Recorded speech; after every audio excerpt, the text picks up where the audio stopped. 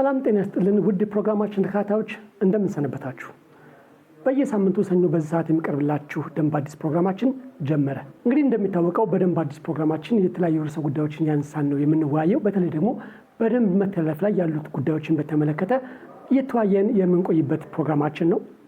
ዛሬም እንግዲህ በአንድ ርዕሰ ጉዳይ ላይ እየተወያየን ቆይታ ለማድረግ እዚህ ስቱዲዮ እንግዶችን ጋብዘናል። ከእነሱ ጋር አብረን ቆይታ የምናደርግ ይሆናል። እናንተም ከኛ ጋር አብራችሁ ቆይታ እንድታደርጉ እንጋብዛለን። ግን ከሁሉም በፊት የዛሬውን ርዕሰ ጉዳይ በተመለከተ የተዘጋጀ አጠር ያለ ድራማ አለ። እሱን ተከታትለን እንመለሳለን። እንደተመለስን እንግዲህ በምናነሳው ርዕሰ ጉዳይ ላይ ከእንግዶቻችን ጋር እንዲሁም ደግሞ ከእናንተ ጋር አብረን ቆይታ የምናደርግ ይሆናል። መልካም ቆይታ።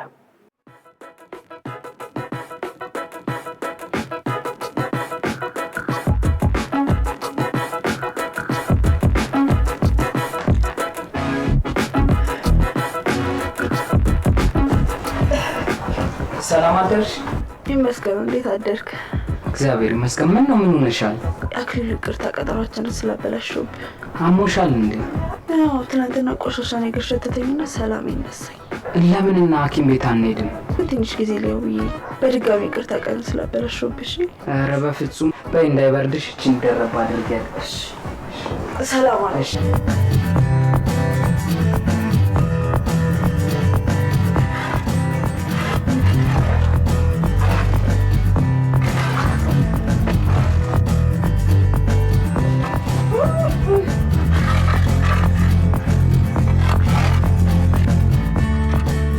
እና ምንድነው ቦክተሃል እኮ። የዝናብና የሰው አለመኖርን ተጠቅመው በየትቦ ቆሻሻ እየጣሉ ሰውን እየበከሉ፣ ቤቲም ታማ ተኝታለች። ማናቸው ደግሞ እነሱ? ይልቅ በዚህ ጉዳይ ላይ አንቺም እንድትረጂኝ ይፈልጋል። ምንድነው የምረዳህ? እኔ ሰዎቹን እጅ ከፍንጅ መያዝ አለብን። እኛ ምን አግብቶ ለሚመለከተው አካል ማሳወቅ እያለብን ከጎረቤት ጋር ጸብ የምንፈጥር? ቆሻሻ ሲጠራቀም ማለት አደጋ እንደሚያመጣ ታውቂያለሽ መቼም። በሊቅና እኔ ብዙ ስራ አለብኝ። ሰላም። ወይ ጉድ!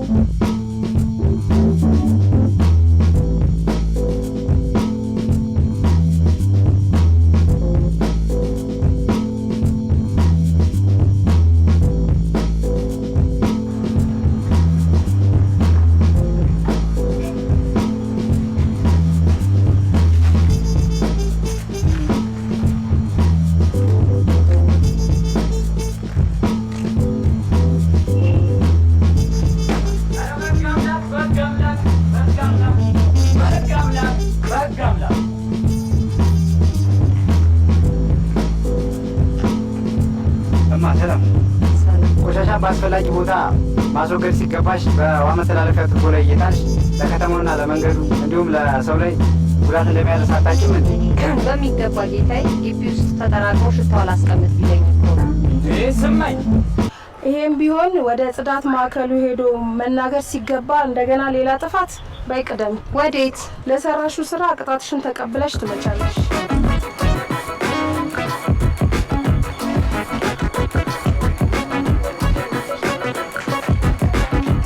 የጠፋበትን በሬ ከሌባው ጋር መጥቶ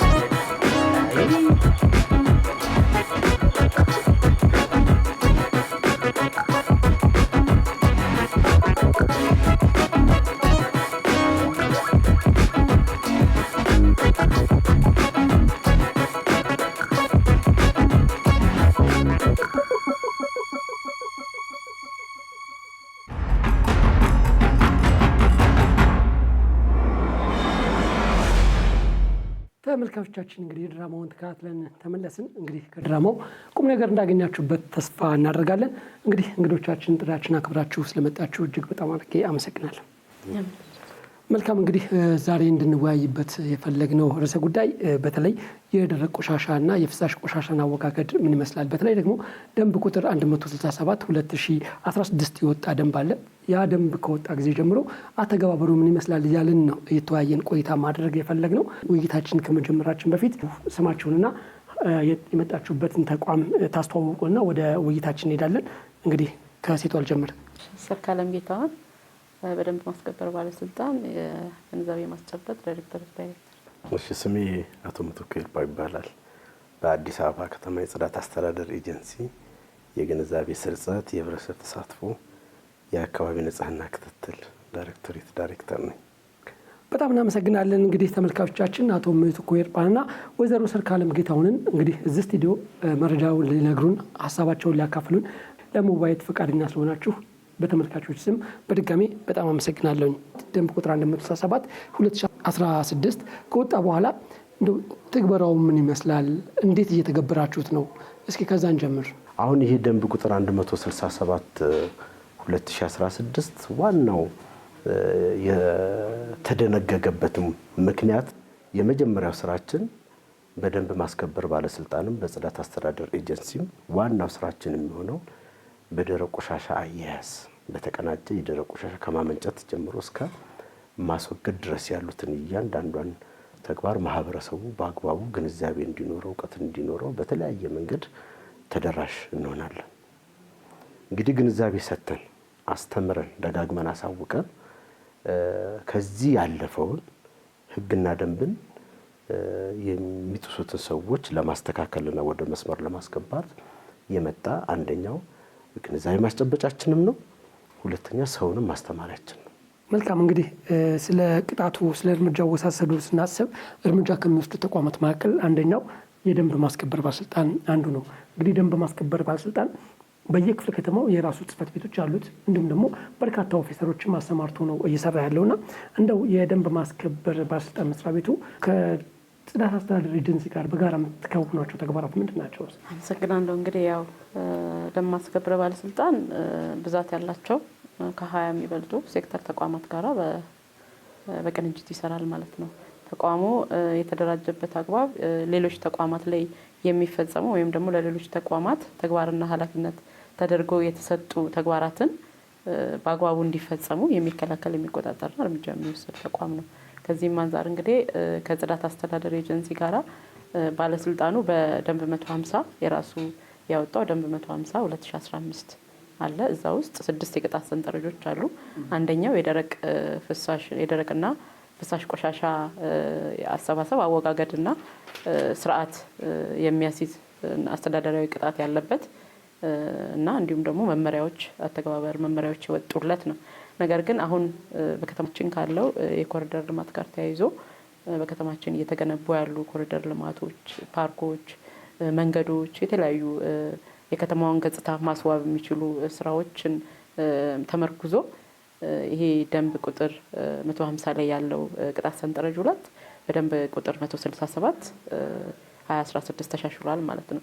ይሄ ሲሻሻል እንግዲህ ደንብ ማስከበር ባለስልጣን በከተማ አስተዳደሩ የተሰጠው በከተማ ውስጥ የሚወጡ ህጎችን የማስፈጸም ስልጣንና ተግባር አለው። ስለዚህ ጽዳት አስተዳደር ኤጀንሲ የሚሰራው የተሰጠው ስልጣንና ተግባር አለ። ነገር ግን ይሄንን ተግባር ደግሞ የሚያስፈጽመው እንዲያስፈጽም አስተዳደሪ ቅጣቱን እንዲያስፈጽም እንዲሁም ደግሞ የግንዛቤ ስራዎችን እንዲሰራ ደግሞ ለደንብ ማስከበር ባለስልጣንም ኮድ ኢንፎርስ ማድረግ ስለሚችል ማለት ተቋሙ ከባህሪው አንፃር ይሄንን ቅጣት መቅጣት የሚችለው ይሄ ተቋም ስለሆነ ወደዚህ የመጣበት ሁኔታ ነው ያለው። ስለዚህ እነዚህ ድርጊቶች በሚፈጸሙ ሰዓት በጋራ እርምጃዎች የሚወሰዱበት፣ በጋራ ግንዛቤዎች የሚፈጠሩበት፣ በጋራ የተለያዩ ስራዎች የሚሰሩበት ሁኔታ ነው ያለው። ነገር ግን ከዚህ ቀደም እንደምንናገረው ተቋሙ እርምጃ የመውሰድ ብቻ አይደለም ዋነኛው ታርጌቱ ህብረተሰቡን የማስተማርና ህብረተሰቡን ወደ ህጋዊነት ህብረተሰቡ ወደ ጥፋት እንዳይገባ የማድረግ ስራ ከፍተኛ ነው። በጣም በከፍተኛነት የሚሰራ ነው። ይህን ስራ ተቋሙ ብቻውን አይደለም የሚሰራው። ይህንን ደንብ መተላለፍ ሊፈጽም የሚችለው ማህበረሰቡ ውስጥ ደግሞ ገብተው የሚሰሩ ከሁለቱም ተቋማት ራሱን የቻለ መዋቅር የራሱን የቻለ አደረጃጀት አለ። በዛ መሰረት በጋራ እየተሰራ ያለበት ሁኔታ ነው ያለው። ቆሻሻ በተለያየ መልኩ ሊፈጠር ወይም ደግሞ ሊመነጭ ይችላል። ቆሻሻ አወጋገድ ላይ እንደው ከማህበረሰብም ከድርጅትም ሊሆን ይችላል እናንተ ጋር እየታዩ ያለው ወይም ደግሞ እናንተ የምታስተውሏቸው ችግሮች ምንድን ናቸው? ቸልተኝነት ነው ዋናው ችግሩ። አሁን በከተማ ደረጃ ያለው በአግባቡ ትክክል ብሎ ተቀብሎ የሚሰራ የሚተገብር የማህበረሰብ ክፍላችን አሁን እየበዛልን ያለው ነገር ግን በመሀከል ላይ ችላ የሚሉ ህገ ወጦች ደግሞ ይፈጠራሉ። በተለይ ሌሊትን ማታን ጨለማን ተገን አድርገው የሚያመነጩትን ቆሻሻ በአግባቡ የሚቀበል አካል አለ። ምንም በአሁኑ ሰዓት ቆሻሻን ዝም ብሎ በየመንገዱ እንድንጥል የሚያደርግ ምንም አይነት ምክንያት የለም። በየአካባቢው ቆሻሻ በትነን እንድናስቀምጥ የሚያደርግ ምንም አይነት ምክንያት የለም። አሁን ችግሩ ምንድነው? አንዳንድ ማህበረሰብ እያወጡ ቆሻሻውን የሚጥሉበት ነው። ዋናው ቸልተኝነት ነው። ሆን ተብሎ የሚደረግበት አንዳንድ እንትን አለ። ጨለማን ተገን በማድረግ አምጥተው የሚጥሉበት ሁኔታም አለ። አንዳንድ ጊዜ ከዚህ ከግንባታ ጋር ተያይዞ ሳይሸፍኑ ቆሻሻን በጸዳ መንገድ ላይ የሚሄዱበት እንትን አለ። አሁን እርምጃ የተወሰደባቸው ግለሰቦችና ተቋማት እኮ በእያንዳንዱ በዛ በደንብ ውስጥ የተጠቀሱትን ጥሰቶች ስላጠፉ ነው። እንደዚህ አይነት ነገር ይገጥመናል። አንዳንድ ጊዜ ተሽከርካሪዎች ከቤት ለቤት ቆሻሻ በሚሰበሰብበት ሰዓት ላይ ቶሎ ተጠግኖ ያለ መውጣት እንደዚህ አይነት ነገሮች በሚመጡበት ሰዓት ላይ ከዚህ ከተቀመጠው ስታንዳርድ ትንሽ የመዛነፍ ነገሮች በጊዜው አለማንሳት የመዛነፍ ነገሮች ይፈጠራሉ። በዚህ ሰዓት ደግሞ ምንድነው የምናደርገው?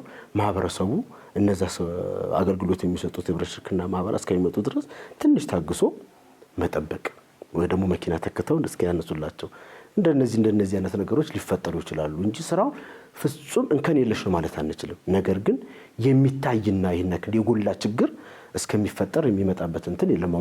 አሁን ባለው ነባራዊ ሁኔታ በተለይ ከጽዳት ጋር ከደረቅና ፍሳሽ ቆሻሻ አወጋገድ ጋር ምንድነው መመሪያውስ ምን ይላል? ደንቡስ ምን ይላል? ምን አይነት እርምጃዎችን ነው የምትወስዱት? አሁን ስለ ቅጣቱ ስናወራ ቅጣት ብቻ አይደለም የኛ ቀደምም እንግዲህ አሁን የቅጣቱንና ግንዛቤ የተፈጠረለትን ማህበረሰብ ቁጥር ብናይ ልዩነት አለው። ማለት አብዛኛውን የምንሰራው ግንዛቤ የመፍጠር ስራ ላይ ነው፣ ህብረተሰቡን የማንቃት ስራ ላይ ነው ብያለሁ ቅድምም ስናገር። አሁን እርምጃ የምንወስድበት ሂደት ምንድነው? አንደኛ ኦፊሰሩ በራሱ እነዚህ ቅጣት ላይ የተቀመጡ ወይም ደግሞ ጥሰት ተብሎ የተቀመጡ ዝርዝሮች አሉና እነዛን ሲፈጽሙ የሚያገኟቸው ድርጅቶች ሊሆኑ ይችላሉ፣ ግለሰቦች ሊሆኑ ይችላሉ። በራሳቸው በቁጥጥርና በክትትል ስርዓት ሊያገኟቸው ይችላሉ። ሁለተኛም ደግሞ ማህበረሰቡ በጥቆማ ወደኛ የሚያመጣበት ሁኔታ ይኖራል። ሶስተኛ ደግሞ ጽዳት አስተዳደር ኤጀንሲ በየደረጃው ያለ ጽዳት አስተዳደር ኤጀንሲ እነዚህ ማህበራት፣ ግለሰቦች ያንን ጥፋት በሚያጠፉበት ሰዓት ደንብ ማስከበር እንዲቀጣላቸው ለደንብ ማስከበር የሚያሳውቁበት ሁኔታ አለና ከዛ በሚደርሰን ጥቆማ ከዛ በሚደርሰን የደብዳቤዎች መጻጻፍ ሊኖር ይችላል። ያኔ ቅጣቱን የምናሳርፍ ነው የሚሆነው ማለት ነው። ያው ቅጣቱን ስናሳርፍ ቅድሚያ አሁን እያደረግን ያለ ነው ዝም ብሎ ቅጣት ተቀጥቶ የሚካሄድበት ሁኔታ አለ። በመጀመሪያ ለዛ ግለሰብ፣ ለዛ አካባቢ፣ ለዛ ማህበረሰብ የተፈጠረ ግንዛቤ የትኛው ነው? ግንዛቤ ተፈጥሮለታል ወይ? ማህበረሰቡ ግንዛቤ እየተፈጠረለት እየሰማ እያወቀ የሚፈጽም ማነው ደም ተላልፎን የሚፈጽም ማህበረሰብም ስላለ ማለት ነው። አንዳንዱ ማያውቅ ይኖራል።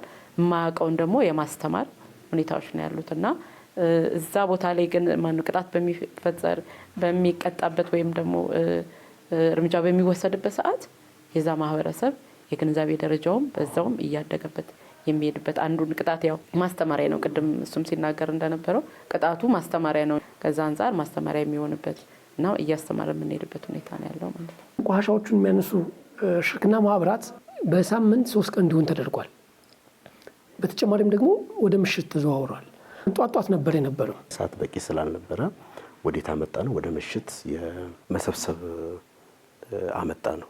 እንግዲህ ወደዛ ስንመጣ ውጤታማ ነው ይሆን ነው። በእርግጥ መጀመሪያ አካባቢ ላይ ለመግባት በጣም ተቸግረን ነበረ እስከሚለመድ ድረስ ማለት ነው። ወደ ምሽት በምንሄድበት ሰዓት ላይ ያው አብዛኛው ሰው ወደ ቤቱ የሚገባበት ነው። የትራፊክ ችግርም ብዙ መጨናነቅም ብዙም አይኖርም። ስለዚህ ሰዓታቸውን፣ ጉልበታቸውን፣ ጊዜያቸውን በአግባቡ መጠቀም አስችሏል ማለት ነው። ይሄ ሁለተኛ ቀን በሚሰበስቡበት ሰዓት ላይ ሊፈጠር የሚችለውን አንዳንድ ሽታዎችን ከዛ ጋር ተያይዞ የሚነሱ ቅሬታዎችን መፍታት ችለናል እኛ። ይሄ አንደኛው እና ውጤታማ የሆንበትም ነገር ስለሆነ ይሄ በዛም የሚቀጥለው ብዙ ጊዜ የሚያኮምፕሌን ከባለድርሻ አካላቶች ይመጣሉ። ቀን የምናደርገውን ወደ ምሽት ብናመጣው ሌላው አካባቢ ላይ እንደዛ አይነት ነገር ስላለ ለምሳሌ አሁን ጃፓን አካባቢ ላይ ያየነው ተሞክሮ ይሄ ነው። ለምሳሌ ወደ ዮካሃማ ውስጥ ነው ያየሁት። ምሽት ላይ ነው ቆሻሻ የሚሰበሰበው። ስለዚህ ተሞክሮ ጥሩ ነው ማለት ነው። ከዚህ አንፃር ውጤታማ ሆኗል። ሁለተኛ ቆሻሻም ቆይቶ አይሸትም፣ ልኬት አይፈጥርም። ልኬቱን እንትን የሚለው እሱ ከመፈጠሩ በፊት ቶሎ ብሎ ወደ ቅብብሎች ጣቢያ ይሄዳል። ከቅብብሎች ጣቢያ ደግሞ በ24 ሰዓት ትክክለኛ እንትን ካለ ይሄ ስምሪቱ በአግባቡ የሚሰጥ ከሆነ በ24 ሰዓት ቆሻሻው ተነስቶ ወደ ማስወገጃ ቦታ ይሄዳል። እንግዲህ ቆሻሻው ማስወገጃ ቦታ ላይ ብቻ አይደለም፣ ወደ ሪሳይክሊንግ ካምፓኒ የሚሄደው ወደ ሪሳይክሊንግ ወደ መልሶ መጠቀም ይሄዳል። ወደ ማቃጠያም የሚሄደው ወደ ማቃጠያ ይሄዳል። ወደ ማስወገጃም ቦታ የሚሄደው ወደ ማስወገጃ ቦታ ይሄዳል ማለት ነው። ለዚህ ነው እሱ ብቻ አይደለም፣ የመንገድ ጽዳትንም ወደ ምሽት እያመጣን ነው። እስከ 4 ሰዓት ገፋ እያደረግነው ነው። ምክንያቱም ወደ ማታ አካባቢ ላይ ሰው ወደ ቤቱ በሚሄድበት ሰዓት ላይ አንዳንድ የንግድ ማዕከላት አካባቢ ላይ ቆሻሻ እያመነጩ ጥሎ የሚሄዱበት አግባብ አለ።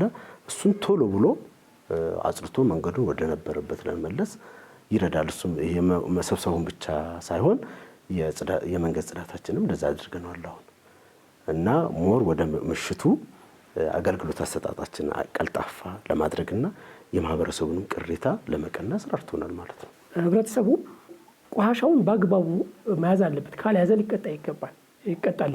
እርምጃ ከመውሰድ በፊት ደግሞ ግንዛቤ ማስረጹ ግንዛቤ መስጠቱ ይቀድማልና በምን መልኩ ነው ለህብረተሰቡ ግንዛቤ እየሰጣችሁ ያላችሁት? እንዴት ነው የምታገኘው? ከህብረተሰቡ ጋር ያላችሁ ቁርኝት ይመስላል? በምን መልኩ ትገናኛላችሁ? ያው ግንዛቤ ማስጨበጫ መንገዳችን ብዙ ናቸው። የመጀመሪያውና ዋነኛው በቤት ለቤት የምንፈጥረው ግንዛቤ ነው። በቤት ለቤት በቡና ጠጡ፣ በቤት ለቤት ከጽዳት አስተዳደር ኤጀንሲ ባለሙያዎች ጋር በጋራ በመሆን እንደገና ኦፊሰሮቻችን በራሳቸው እንዲሁም ደግሞ የጽዳት ንቅናቄ ቀኖች አሉ። እዛ ላይ የኛ ኦፊሰሮችም ይወጣሉ፣ የጽዳት አስተዳደር ኤጀንሲ ባለሙያዎችም ይወጣሉ፣ ህብረተሰቡም ይወጣል። እዛ ላይ ግንዛቤ የሚፈጠርበት ሁኔታ ነው ያለው። እንዲሁም ደግሞ በቡና ጠጡ በሚኖርበት ሰዓት ከባለድርሻ አካላት ጋር በተለይ ከፖሊስ ጋር ከኮሚኒቲ ፖሊሲንግ ጋር የኛ የቅድመ መከላከልና ግንዛቤ ማስጨበጥ ባለሙያዎች አሉ። እነሱ ግንዛቤ የሚፈጥሩበት እንዲሁም ደግሞ ቁጥጥርና እርምጃ የሚወስደውን ባለሙያ በራሱ ግንዛቤ እየፈጠረ ህብረተሰቡን እያነቃ የሚሄድበት አለ። አንደኛውና ዋነኛው። ሌላኛው ደግሞ በተለያዩ ጊዜያት የንቅናቄ መድረኮችን በሰፊው የንቅናቄ መድረኮችን ከማዕከል እስከ ወረዳ እናካሄዳለን ማለት ነው። ስፋት ያላቸው እንዲሁም ደግሞ ተጽዕኖ መፍጠር የሚችሉ የተለያዩ ማህበረሰብ ተወካዮችን፣ የሃይማኖት አባቶች፣ እድሮች፣ ሴቶች፣ ወጣቶች ማህበራት፣ የተለያዩ አደረጃጆች የታቀፉ የህብረተሰብ ክፍሎች ይመጡና የግንዛቤ ማስጨበጫ ስራዎችን እንሰራለን። እንዲሁም ደግሞ ከ5500 በላይ የበጎ ፈቃደኞቻችን አሉ። የደንብ ማስከበር በጎ ፈቃደኞች እነሱም ለህብረተሰቡ ግንዛቤ ከመፍጠር አኳያ ከፍተኛ ሚና እየተጫወቱ ያሉበት ሁኔታ ነው ያለው። እንዲሁም ደግሞ በሚዲያዎቻችን በሶሻል ሚዲያዎቻችን በተለያዩ ጊዜ በሚኖሩ መድረኮች ለህብረተሰቡ ግንዛቤ የምናስጨብጭበት መንገድ አለ ማለት ነው። ከማስቲካ ወረቀት ከመጣል አንስቶ ነው እንግዲህ የኛ ቅጣት የተቀመጠውና ከዛ አንስቶ ማህበረሰቡ ቢጠነቀቅ የተለያዩ ወረቀቶችን በየመንገዱ ባንጥል፣ ትልቁን ደግሞ ቤተሰባችን በሳምንት የተጠቀምንበትን ቆሻሻ ደግሞ አውጥተን እዛ ጋር ስናደርግ ለራሳችን እንደሚያስጠላን ለሌላውን ማህበረሰብ ብንጠነቀቅና የዚህ ንጹህ አካባቢ የመኖር እንትናችንን የአመለካከት ለውጥ ላይ ትልቅ ስራ ብንሰራ ጥሩ ነው። እያንዳንዳችን ሁሉም ሰው ለራሱ ነው ንጹህ መሆን ያለበትና እንደዛ ቢሆን ብዬ አስባለሁ። በጣም አመሰግናለሁ።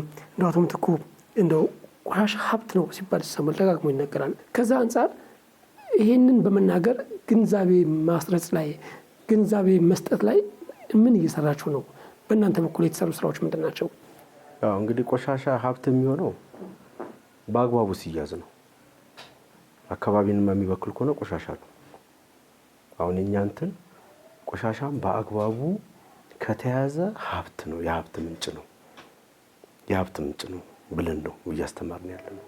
እንግዲህ የሀብት ምንጭነቱን በተግባርም እያየን ያለ ነው። ዘርፉ ሰፊ ዘርፍ ነው። ከዚህ አንጻር ብዙ የስራ እድልም የምንፈጥርበት ዘርፍ ነው። የስራ እድል እንፈጥርበታለን። ለስራ አጦች ገቢ ይገኛል። ለአገሪቷ የውጭ ምንዛሬም ይመጣል። ትልቅ ለውጥ ማምጣት የምንችልበት ነው። በአግባቡ የተሰጠውን እውቀት በአግባቡ ተጠቅሞ በዘርፉ የሚሳተፍ የአካባቢ ንጽህና በንጹህ አካባቢ መኖርም እኮ ቀላል አይደለም። ይኸውን የምንለው 5-10 ሜትር ራዲየስ ጽዳት በከተማ ውስጥ እየመጣ ያለ እኮ ከዛሬ 5 ዓመት በፊት ያለውን ነገር ኮሪደሩ ከመጀመሩ በፊት ያለውን ነገር ብናነጻጽር እኮ የትየለሌ ይራራቃል እኮ። ይሄ በቀላሉ የመጣ አይደለም። ትልቅ ዋጋ የተከፈለበት ነው። የሰውን አመለካከት ግንዛቤ ሰጥተ ያ ግንዛቤ የሰውን አመለካከት ለውጦ ያ ደግሞ አመለካከት ሄዶ መሬት ላይ ወርዶ ስታይ ትልቅ ለውጥ እንዳለ ነው የምታየው። ከዚህ አንፃር ብዙ ነገሮችን እያመጣ ነው ማህበረሰቡ በዚህ ዘርፍ። አሁን በመልሶ መጠቀም ራሱ ወደ 55 እንትኖች ምንድነው ማህበራት ተደራጅተው የሚሰሩበት አግባብ አለ። በኮምፖስት እየተደራጁ የሚሰሩበት እንትን አለ።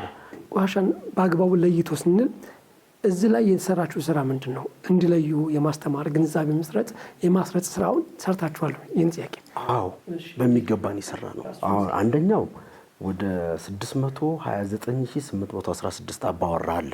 ወደ 922 ተቋማቶች አሉ፣ መንግስታዊና መንግስታዊ ያልሆኑ ተቋማቶች። ወደ 1127 ትምህርት ቤቶች ከኛ ጋራ ቀጥታ ስራውን እየሰሩ ያሉ እነዚህ ትምህርት ቤቶች አሉ። በእነዚህ ሁሉ ቀጥታ የቤት ለቤት የግንዛቤውን ስራ እንሰራለን። በማህበራዊ ሚዲያዎቻችን እንሰራለን። ስልጠናዎችን እየጠራ እንሰራ በፓናል ውይይቶችን እንሰራ። ቶክሾዎች አሉ። ትላልቅ ኮንፈረንሶችን በማዘጋጀት የግንዛቤ ማስጨበጫ ስራ እንሰራለን። ትኩረታችን ይህንኑ ነው። በቃ እንትን ላይ ምንድነው መለየት ላይ የማስወገዱን እየቀነስን ወደ ሀብት የሚሄዱን እየጨመርን በዚህ ደግሞ የሰው ኃይሉ እየገባ እንዲሰራ እንዲሳተፍ የማድረጉን ስራ እንሰራለን ብለን እየሰራን። ቅድም ያልኩ ዘንድሮ የጀመርነው ይሄ የ2 ወሩ የንቅናቄ መርሃ ግብራችን ይህን የመለየቱን ስራ የሚያበረታታ ነው የሚሆነው ማለት ነው። በተለይ የከተማ አስተዳደሩ ከተማችንን ውብ ከማድረግ አኳያ የኮሪደር ልማት፣ የወንዝ ዳርቻ ልማቶች እየተሰሩ ነው ያሉት። እነዚህ ስራዎች በመሰራታቸው ትናንትና ስናልፍ እንጸየፋቸው የነበሩ ስናልፍ አፍንጫችንን ይዘን የምናልፍባቸው የነበሩ ቦታዎች ዛሬ እንደፈለገ እንድንንቀሳቀስባቸው እስከ መሆን ደርሰዋል። እነዚህ የኮሪደር ልማቶች መኖራቸውና ከተማችን ውብ ጻዳ መሆኗ ምናልባት ትናንትና የነበረውን የቆሻሻ በየቦታው የመደፋት ችግር ከመቅረፍ አኳያ አስተዋጽኦ እንዴት ይገለጻል? ያበረከተው አስተዋጽኦ ቀድሞ የነበረው በየአካባቢዎች የነበሩ ቆሻሻዎች በተለይም ወንዞች አካባቢ የነበረው እንዲሁም ደግሞ በየስርቻው በጣም ከፍተኛ ተከማችቶ የነበረ በየአደባባዩ የነበረበት ሁኔታ ነው ያለው። ነገር ግን ይሄ ኮሪደር ልማቱ ለዛ ከፍተኛ አስተዋጽኦ ነው ያደረገው። ይህንን አስተዋጽኦ ደግሞ ያው ሴክተር ተቋማቱም ሁለቱም ተቋማት የራሳቸውን አስተዋጽኦ አድርገዋልና የከተማችንን ጽዳትና ንጽህና ጠብቆ ለከተማዋ ኢኮኖሚያዊና ማህበራዊ ጉዳዮችን በአግባቡ ለመከወንና የአፍሪካ ተምሳሌት ከማድረግ አንጻር የሚሰሩ ስራዎች ከፍተኛ ናቸው። ከተማዋንም ንጹህ ከማድረግ አኳያ ያበረከቱት ሚና ከፍተኛ ነው ማለት ይቻላል ማለት ነው።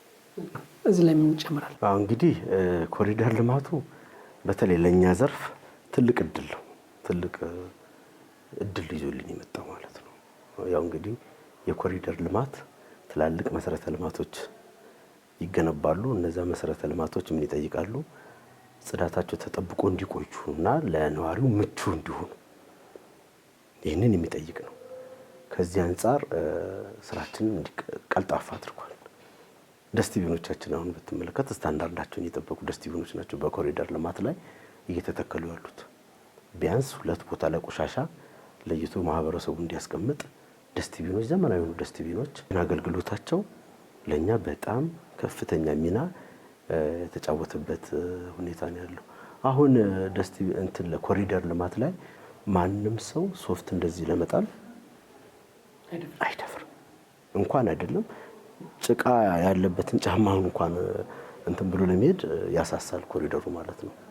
በየቦታው የምናየው ይህን ያክል ጫናም የለም። ለመንገድ ጽዳት ሰራተኞቻችን የሚያስቸግር ነገር የለም ማለት ነው። እና ከዚህ አንጻር ከፍተኛ የሆነ ለውጥ ነው ለኛ ለጽዳት አስተዳደር ኤጀንሲ ያመጣልን ማለት ነው። እስካሁን ድረስ በተሰሩ ስራዎች በተለይ የደንብ ማስከበር ባለስልጣንም ሆነ የጽዳት አስተዳደር ኤጀንሲ በጋራ የሚሰሯቸው ስራዎች እና የከተማ አስተዳደሩም ደግሞ እያከናወነ ያለው የኮሪደር ልማትና የወንዝ ዳር ልማት ስራዎች ያመጡት ለውጥ በከተማችን ላይ ከፍተኛ ነው። ቆሻሻን ከማስወገድ ንጹህ ከተማን ከመፍጠር ለነዋሪው ምቹ ከማድረግ አኳያ ያበረከተው አስተዋጽኦ በጣም ከፍተኛ ነው። ከህብረተሰቡ ምንድን ነው የሚጠበቀው? ህብረተሰቡ ምን ማድረግ አለበት? ድርጅቶች ምን ማድረግ አለባቸው? አመሰግናለሁ። ያው እነዚህ ደንብ መተላለፍን ወይም ደግሞ ቆሻሻ በየቦታው የሚያዝረከርኩ የሚጥሉ አካላት ብቻ አይደሉም ባለቤትነት የሚሰማቸው ማለት ነው። ተቋማቱም ይህንን ተግባር ይህንን ኮሪደር ልማት በአግባቡ ለተገነባለት ዓላማ እንዲውል የመጠበቅ የመንከባከብና ምንም አይነት ጉዳት እንዳይደርስበት የማድረግ ግዴታም አለባቸው ማለት ነው። አሁን ደንብ ማስከበርም እነዚህ ኮሪደር ልማቶች የመንግስት ሀብትና ንብረት እስከሆኑ ድረስ ለህብረተሰቡ በአግባቡ ለታለመላቸው ወይም ለተገነቡበት ዓላማ ጥቅም እንዲሰጡ የመጠበቅና ህብረተሰቡ ደግሞ ጉዳት እንዳያደርስባቸው የመከላከል ግዴታ አለበት ማለት ነው። ህብረተሰቡም እነዚህ የለሙት ኮሪደር ልማቶች የኔ ነው የሚል ስሜት ካለ እኮ ማበላሸቱም አይኖርም ማለት ነው። እንደዚህ በጣም የሚያማምሩ ቦታዎች ላይ ሄዶ ቆሻሻ መጣሉ አይኖርም። ስለዚህ ንጽህናውን የጠበቀች ከተማ ለሁላችንም ነው የምንጠቅመውና ከዛ አንፃር የሁሉም ሚና ከፍተኛ ነው። ከግለሰብ ነው የሚጀምረው። ከኔ ይጀምራል፣ ካንተ ይጀምራል፣ ከነሱ ይጀምራል ማለት ነው። እንግዲህ ማህበረሰብ የኛ ሁሉ ስብስብ ነው። እኔ ኃላፊነቴን መወጣት መቻል አለብኝ መጀመሪያው ማለት ነው። ምንድነው የማመነጨውን ቆሻሻ ቢያንስ መቀነስ። ማህበረሰቡ ይሄ ኮሪደር የተሰራበት ቦታ ላይ ብቻ አይደለም በቤቱም ቢሆን የሚያመነጨውን ቆሻሻ በአግባቡ ለይቶ ማስቀመጥ፣ መያዝ፣ አካባቢውን በማይበክል ሁኔታ ማስቀመጥ ይጠበቅበታል የሚል አጭር መልእክት ነው። ተመልካቾቻችን እንግዲህ የደንብ ቁጥር 167/2016 የወጣውን የደረቅና ፍሳሽ ቆሻሻ አወጋገድን በተመለከተ በተለይ ደግሞ ዛሬ ትኩረት አድርገን የተወያየንበት የደረቅ ቆሻሻ አወጋገድን እንግዲህ የደረቅ ቆሻሻ አወጋገድ ላይ ያሉ ችግሮች ምንድን ናቸው፣ እነሱን ለመፍታት ምን እየተሰራ ነው የሚለውን በተመለከተ አቶ ምትኩ ኤርጳ ከአዲስ አበባ ጽዳት አስተዳደር ኤጀንሲ እንዲሁም ደግሞ ወይዘሮ ሰርካለም ጌታሁን ከአዲስ አበባ ደንብ ማስከበር ባለስልጣን ከኛ ጋር ቆይታ አድርገዋል። ስለነበረን ቆይታ ሁሉ በእናንተ በተመልካቾች ስም እንግዶችን በጣም አመሰግናለሁ። ተመልካቾቻችን እንግዲህ የዛሬው ፕሮግራማችን ይህን ይመስል ነበር። በቀጣይ ሳምንት በሌላ ርዕሰ ጉዳይ ከሌሎች እንግዶች ጋር እንጠብቃችኋለን። የዛሬውን በዙ አበቃን። እስከ ሳምንት ቸር እንሰንብት።